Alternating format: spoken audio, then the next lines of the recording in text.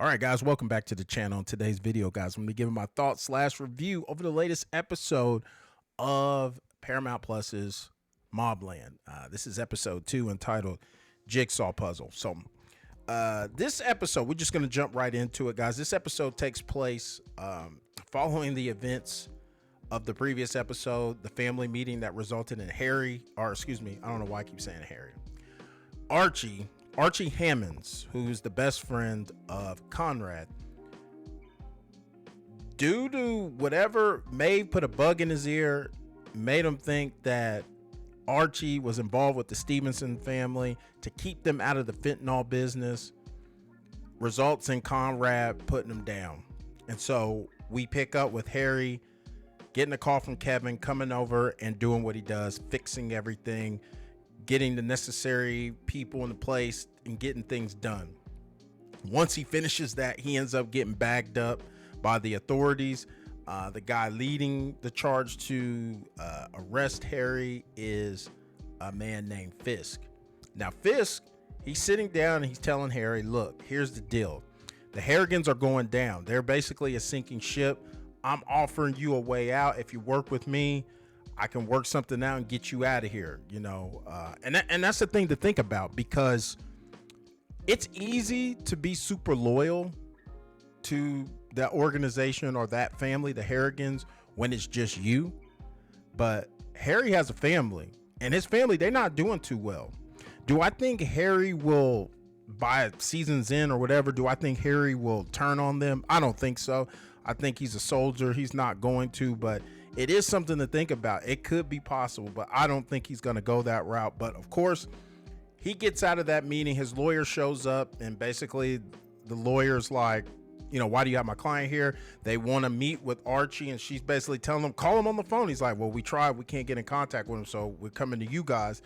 And so for Harry and the lawyer, that definitely brings up suspicion, because they figure out, you know, they're asking Conrad, why did he do what he did? And they find out it was Maeve that told him. And so through Harry's investigation, it looks like Archie was not involved with the Stevenson, but their problem isn't somebody skimming. Their problem is they got a rat in the house. Somebody's talking.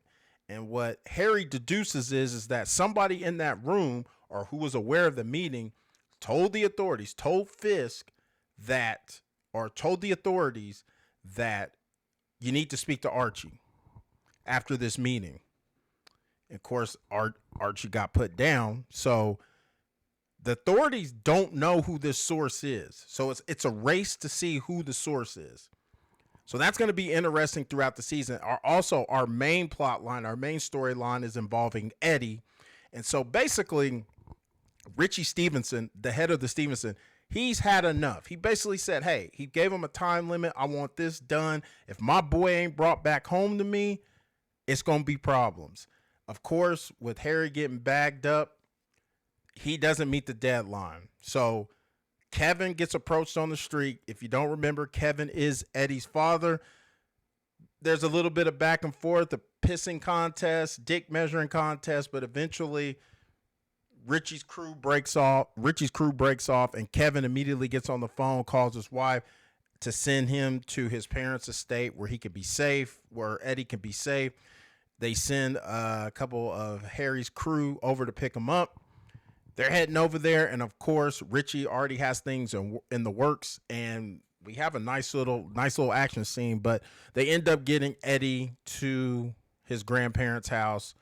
And once again, we start to learn a little bit more about Maeve. That's the one thing about the show. Like, it seems like Tom Hardy is going to be carrying the show, but I think episode by episode, we're going to learn more and more about each of these other characters, because in this episode, we start to see that Maeve is like a Lady Macbeth. She's whispering, and you could maybe even say poisoning the minds of Eddie. And of course, she did with Conrad in the previous episode, but Conrad kind of stands up to her, you know, but at the same time, she has a hold over him. And like I said, she's probably the most ruthless out of all of them, because at one point she says, I made all of you. Like, I created y'all. And she reminds Conrad that you're a patty killer. You're an Irish gangster before anything. Then you're an English gentleman. And so, like I said, we start to learn there's a little bit more. I mean, I think this is one of those episodes where we learn a little bit about the women in the family because, like I said, once again, we have Bella, the wife of Kevin. We see her out making some moves, and she has some family problems, with her family. And then also, she doesn't go out to the estate, and you feel there's some tension there. So that'll be interesting to find out. And then also, her and Harry. Like, I'm wondering, did Harry smash, or is she trying to get him to? Because it seems like they had a history together. Because, she was talking about, yeah, I'll get a room if you share it with me, for protection. But it's implied that, if you want to do something else or you want to do it like we used to, we can get down. Because she asks him how his marriage is going, which he really doesn't say anything. And she talks about how her marriage is complicated. And that's a perfect segue into marriages, because this is one of the things I don't like.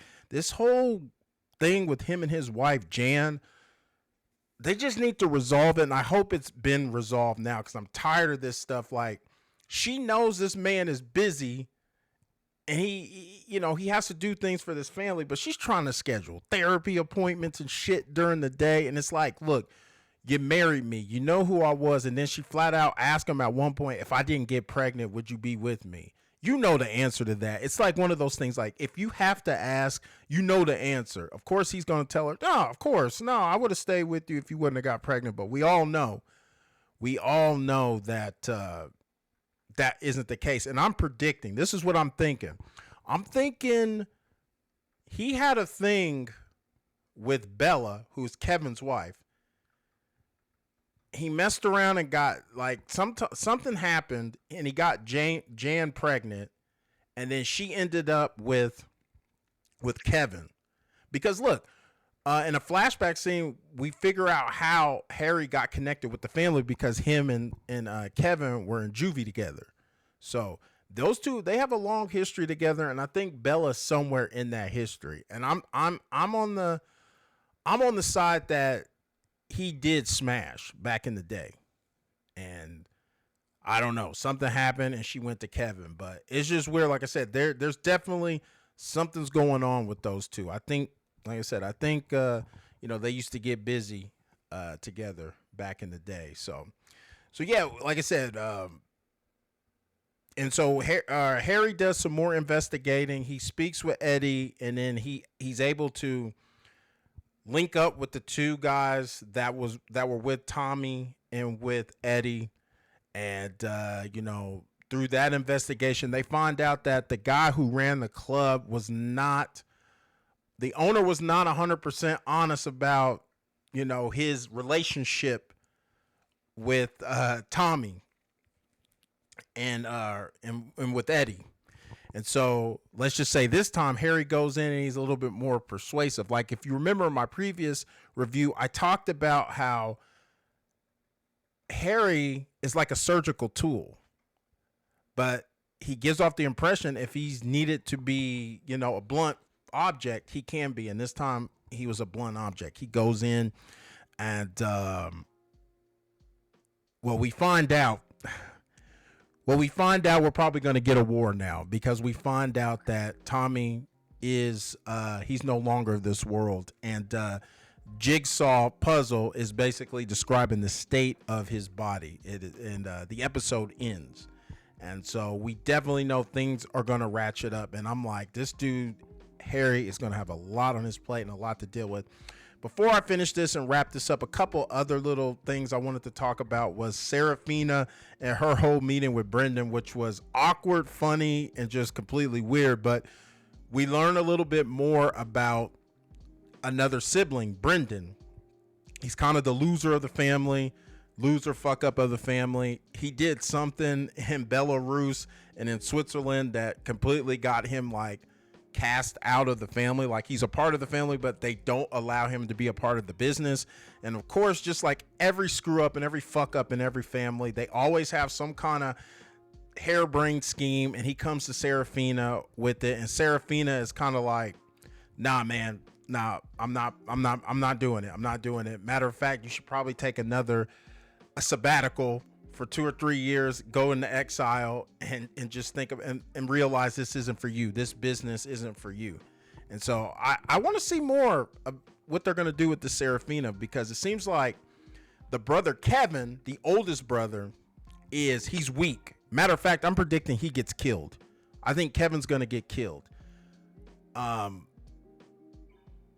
and the brother Brendan, well, we just met him. He's a fuck up.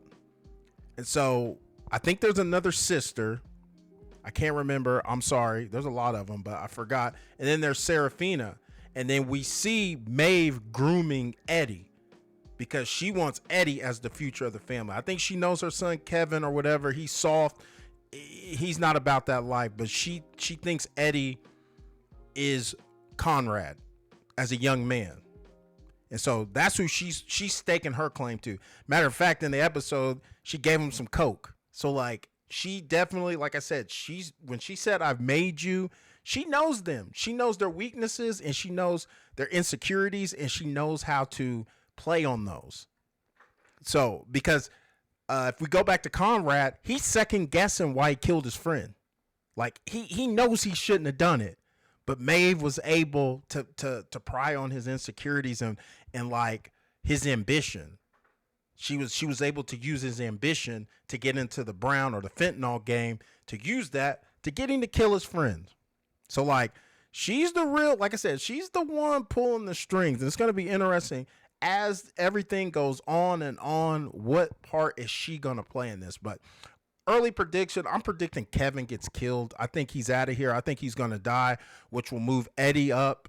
Matter of fact, in the trailer, there's a funeral scene with Eddie, Conrad, and May, but we do not see Kevin, and I didn't see any other siblings, but I'm pretty sure I think Kevin's going to be the one that gets killed. So yeah, like I said, I had some friends who kind of got with me and told me that, hey, one of the issues they had was the pacing. I think it's just it's going to get better. I would say by the midway point, I would say about 2 episodes, I think we'll really find the stride, because I think they have so many supporting characters. They're trying to give us insight into every one of these characters before they all start to get active. So I think that's the one thing that's slowing the show down. But I have faith in Guy Ritchie that they're going to really get it going. And I like it. I think the show has the perfect amount of violence, seriousness, but there's also great moments of levity and that humor, that British crime humor that, he's known for. Guy Ritchie's known for, if you love movies like Snatch and things like that. And it's just a certain humor, and he does a great job of it. And I'm a fan of it. I like it. So, yeah, that's about it, guys. This video is about 3 or 4 minutes, a little bit longer than I wanted, but yeah. So yeah, please, if you're watching the show, please get in the comments. Tell me what you think about the episode. Are you on board, or do you have theories of your own, or is there anything I missed or didn't cover that you want to discuss? Put it in the comments. I definitely do look at the comments, and I definitely like to get the discussion going. But once again, guys, thank you and coming on the channel and taking this journey with me. And like I always say, if it's for 1 minute, 5 minutes, or a whole damn video, I appreciate you taking time out of your day to view my content. So if you haven't already, hit that subscribe, smash a like, and once again, get in the comments and tell me what you think. So once again, it's your boy P signing off, guys, and I'll see you in the next video. Take it easy.